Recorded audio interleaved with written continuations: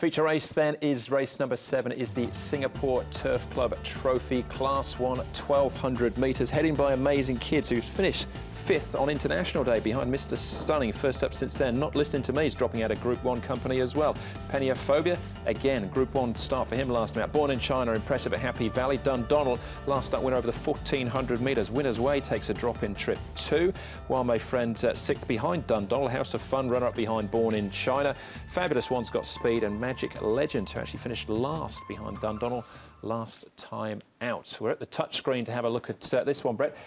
Interesting speed map in the sense there's a lot of speeds. Who finds the front? Peniophobia likes to go, and Fabulous One obviously got a fair bit of go in him as well. Absolutely, yeah, it'll probably end up being a reasonable battle, I think, between Peniophobia and maybe Fabulous One, who will sort of come across, and I think Wame Friend might take the spot in. Whether Fabulous One then wants to push the issue with Peniophobia is another question altogether. What that does do is it should give Not Listening to Me a lovely little drag in behind. House of Fun potentially a chance of being caught a little wider. We know Winner's Way generally likes to roll forward, but I'm not sure he's going to have the pace. He might have to settle down here on the rail. And if Dundonald gets any luck from barrier 11 and steps well like he did last start, potentially he could slot in there, or maybe Born in China, who was a little closer at the Valley last start, might be ahead of him. So they're the potentials. Amazing Kids is the interesting runner because he hasn't raced for a long time, and his high rating gives a lot of these very light weights. So a few ifs and buts there, Paul. I think one of the things, there will be a lot of speed in the race, I think. But here's Not Listening to Me with Matthew Poon aboard. I think whatever happens, he'll get a good run in the race. And he's coming out of Group 1 company and moving nicely down the back straight there. Not a bad piece of work at all. Fabulous One, he's been hit and miss a little bit this season.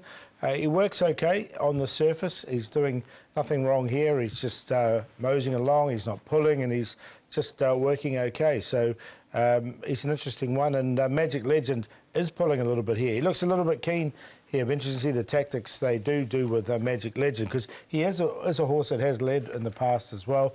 And you can see him, but he's fit. He's only a little horse, so he's pretty fit. All right, well, let's start our look with this run at Happy Valley, and this is Born in China. This is a Class 1 race as well, so he's clearly up to it. The switch in tracks, though, some people might point towards that. The other two horses we're taking a look at here is House of Fun, who's £8 better off, and Archippus as well, who's £10 better off for this meeting. Yeah, no, he won very impressively here, but the question mark with Born in China is coming to Sha Tin. Now, he has raced a few times at Sha Tin before. He has been placed once. A lot of those times he's had leg problems in the past. He seems to be over all his problems now. The way he's actually won this race, he looks like a really fit horse with a healthy horse, and he won easy, didn't he? That performance you're talking about, where he was placed at Sha Tin, was actually alongside of Amazing Kids some time ago when he had those leg issues. So maybe there's a reason there to give him another opportunity at the change of surface. All right, there's a good interview, actually, speaking of Amazing Kids, with Brett Preble, and we'll come back to that in a second. But we'll keep our look with Dundonald here. This is the win last time out. Obviously over the longer trip, the 1400 metres. The other horses we're looking at here are Wame Friends and Magic Legend, so he ultimately finishes in last.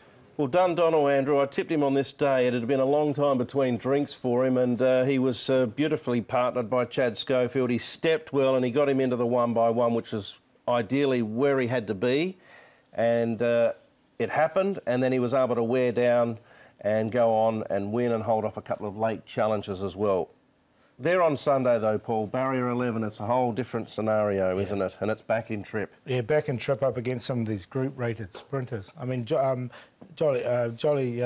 Banner ran second in that, and it was a good run from him, but he's a Group 3 horse. I'm going to make Dundonald a long shot, Andrew, because I'm thinking they might have to go the other way this time. From the 11 back in Trip, just drop him back. There's a lot of foreseeable pace. He is a horse that has run well from back in the field in the past, so that might be the option this time. All right, well, speaking of dropping back in Trip, Winner's Way, this was over the 1650 at Happy Valley last time out, just run down. Back to 1200. He tries this trip for the first time. He's up against some crack sprinters too. Yeah, well, he's not going to get the lead. I think that's a definite with Fabulous One and the other speedsters in the race. Yeah, he's got Peniophobia in there as well, who loves to go forward. So I just think he's not going to get the race really run to suit in this occasion. Yeah, I'm not sure about him over the trip, to be honest, Andrew. And as a younger horse, he had a one-off battle with Beat the Clock at 1400.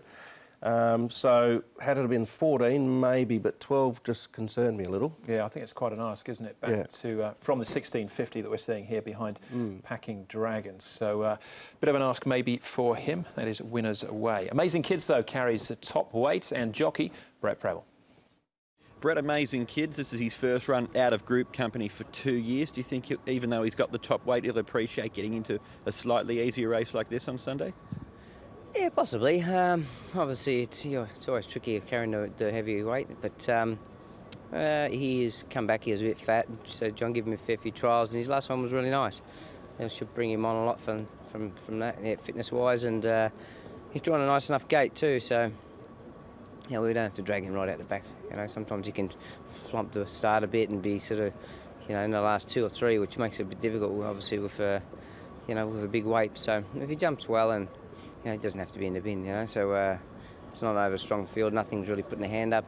Born in China, I think he's probably the one that, if he brings his Happy Valley form, which, he's actually run second to Amazing Kids one other time. Admittedly, he beat him by probably 3 or 4 lengths, but he did it the hard way. He had to come from last or second last and go around the field. I sort of snuck through on him.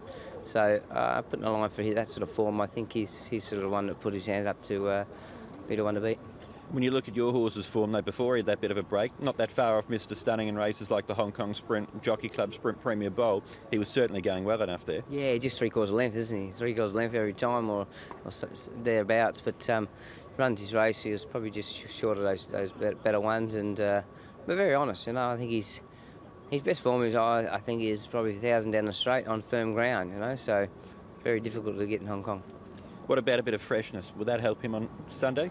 Yeah, the only thing he's concerned is he's a bit of a fatty and a bit of a lazy horse, But as I said, John's kept that work to him, given him a fair few trials, and his last one showed that his fitness level was where it should be. But Brett's saying there that he thinks 1,000 metres is his best, but is he good enough for this over 1,200?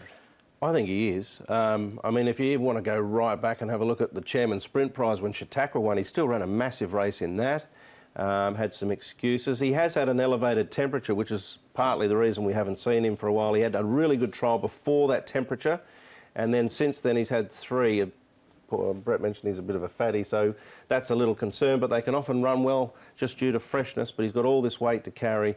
We saw that run from Born in China there. It was a massive run, but it's been a one-off so far at the track for him. Yeah, I can't have that he's just a Happy Valley horse, because he won at Royal Ascot in the UK before he came here. Yeah, well, that highlighted that he can do it at Sha Tin. As Paul touched on before, there were some leg issues around the time as well. So his win at Happy Valley last start was the best I've seen him go. All right, so he's in, is he, Paul? Where do you go? I'm going to go with Amazing Kids. I think Brett summed it up really nicely. He's a real class horse. He's been a genuine Group 1 performer, Amazing Kids. He's been in group races all season and he's dropping down to Class 1. So I think even with the 133, he can win it from Barrier 1. Born in China, the hardest to beat.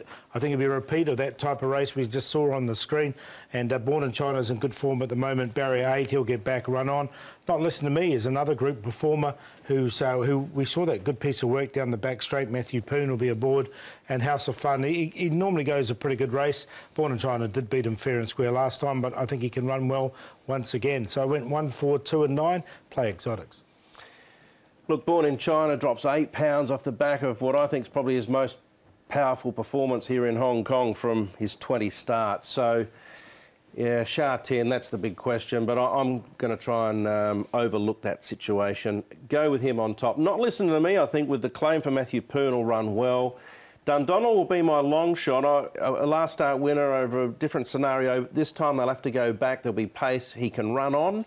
And Amazing Kids, 4, 2, 5, 1. I'll play the QQP 2, 4, 5. All right. Not Listening to Me for me. I thought he might be an each way price, but he's single figures already. But I think with a claim will be pretty good. All right, we're going to take another short break. Come back with race number 8 and a very interesting first starter in Harmony Hero.